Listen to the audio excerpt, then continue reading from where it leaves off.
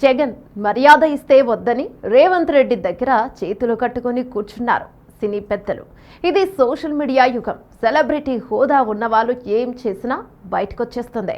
కొంచెం అటు ఇటు అయితే వివాదమో, వైరలో లేక ట్రోలింగ్ కావడమో పరిపాటిగా తయారైంది. Present trending topic Jagan versus Revanth. తాజాగా తెలంగాణ సీఎం రేవంత్ రెడ్డి టాలీవుడ్లోని కొంతమంది ప్రముఖులతో చిత్ర పరిశ్రమ ఎదుర్కొంటున్న సమస్యలు, సవాళ్లను ఎలా అధిగమించాలనే విషయంపై తన నివాసంలో ఏర్పాటు చేసిన సమావేశంలో పాల్గొన్నారు. ఆ వీడియోస్, ఫొటోస్ బయటకొచ్చి విపరీతంగా వైరల్ అవుతున్నాయి. రేవంత్ రెడ్డి టాలీవుడ్ పెద్దల ముందు కాళ్ళ మీద కాలు వేసుకుని కూర్చున్నారని, ఇప్పుడు మీకు అవమానం జరగలేదా?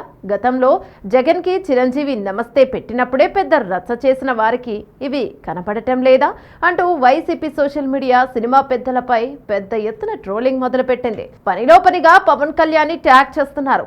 అప్పట్లో ఇదే విషయంపై పవన్ వీరావేశంగా మాట్లాడిన వీడియోస్ అందరూ చూసే ఉంటారు. ఎన్నికల్లో జగన్ ఓడిపోయాక ఆ క్లిప్ ని వైరల్ చేస్తూ తగిన శాస్త్ర జరిగిందని జనసేన క్యాటర్ బాగా ప్రచారం చేశారు.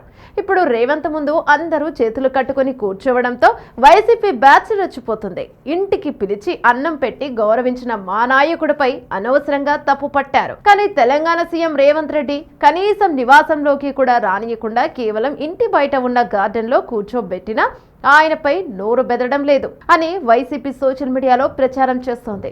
మీకు రేవంత్ రెడ్డే కరెక్ట్ అని సంబరపడుతోంది. అప్పట్లో జనసేన వాళ్ళు మెగా ఫ్యాన్స్ చేసిన దానికి ఇప్పుడు వైసీపీ వాళ్ళు బదులు తీర్చుకుంటున్నారనుకోవాలి. కానీ అప్పుడు జగన్ కానీ ఇప్పుడు రేవంత్ కానీ ఎవరిని అవమానించలేదు. కేవలం రాజకీయ లబ్ధి కోసం వ్యతిరేక పార్టీలు తమకు కావలసిన ఫోటోలు తీసుకొని తమకు కావలసిన విధంగా సోషల్ మీడియాలో తప్పుపడుతున్నాయి అంతే. ఇందుకేనేమో చంద్రబాబు సినిమా వారికి అపాయింట్మెంట్ కూడా ఇవ్వకుండా భేటీకి దూరంగా ఉన్నట్లు కనిపిస్తుంది.